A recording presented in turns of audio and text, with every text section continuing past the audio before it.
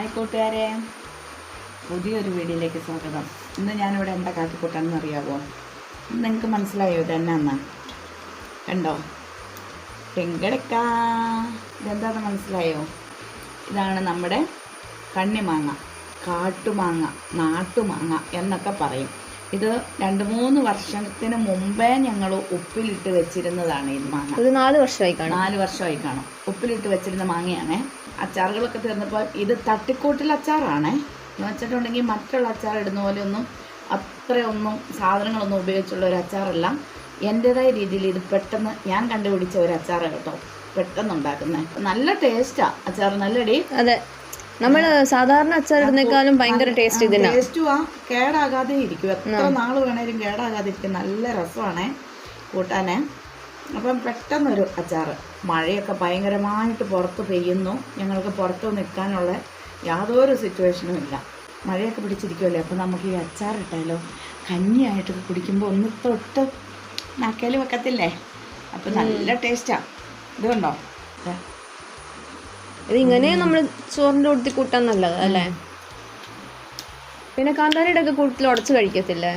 കാന്താരിയുടെ കൂട്ടത്തിലൊക്കെ ഉടച്ച് കഴിക്കാം. ചമ്മന്തി അരയ്ക്കാം.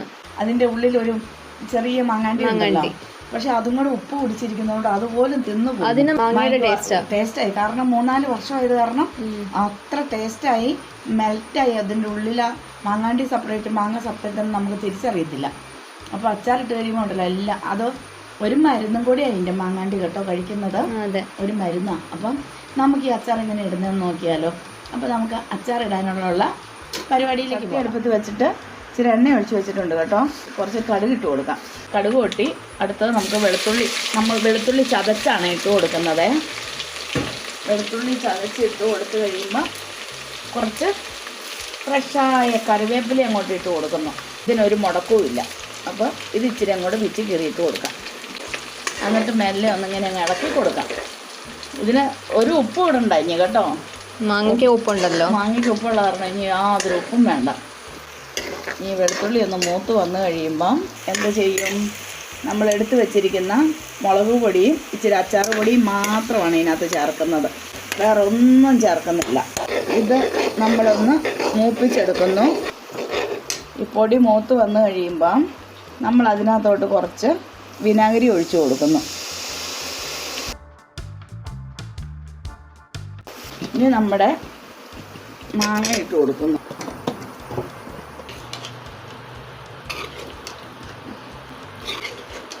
ഇനി നമ്മളിതിനെ ഇങ്ങനെ ഇളക്കി കൂട്ടുന്നു.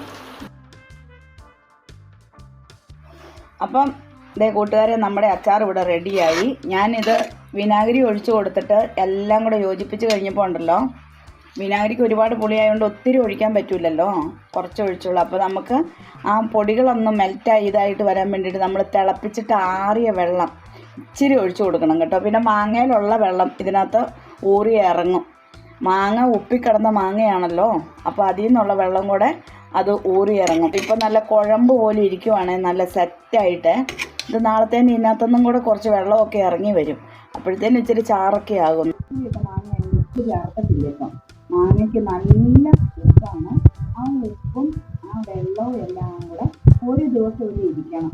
ഒരു ദിവസം ഇരിക്കുമ്പോൾ ഇത് ഇറങ്ങിയിട്ടെല്ലാം കൂടെ ഒന്ന് കറക്റ്റാകും. നമ്മുടെ അരപ്പം ഉണ്ടല്ലോ, ഗ്രേവിയിലേക്ക് ഉപ്പെല്ലാം കൂടെ ഇറങ്ങി കഴിയുമ്പം നല്ല അടിപൊളി കച്ച. നമ്മളൊരു ഇച്ചിരി വിനാഗിരി മാത്രം ഇതിനകത്ത് ചേർത്തേക്കുന്നത്, ഒരു പുളിക്ക് വേണ്ടിയിട്ട് ഒരിച്ചിരി. പിന്നെ ഒരിച്ചിരി തിളപ്പിച്ചാറിയ വെള്ളം, പച്ചവെള്ളം ആരും ചേർക്കരുത്. പച്ചവെള്ളം ഒന്നും ചേർത്തിട്ടൊന്നും കുളത്തില്ല. തിളപ്പിച്ചാറിയ വെള്ളം ഒരിച്ചിരി ചേർത്ത്, അത്രയേ ഉള്ളൂ.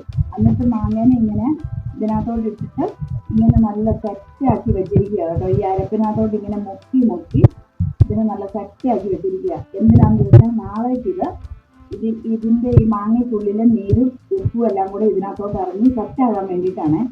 അപ്പം ഈ അച്ചാർ 2 ദിവസം കഴിയുമ്പോഴത്തേക്ക് കൂട്ടാൻ തുടങ്ങാം. അപ്പം നല്ല ടേസ്റ്റ്, നല്ല രുചിയായിരിക്കും. പാകത്തിന് ഉപ്പും, ഇനി അഥവാ ഉപ്പ് പോരുന്നുണ്ടെങ്കിൽ നമുക്ക് ഇച്ചിരി ഉപ്പ് ഇട്ട് കൊടുക്കാം. ഈ ഒരൊറ്റ മാങ്ങ ഇച്ചിരി ഗ്രേവി ഉണ്ടെങ്കിൽ ഒരു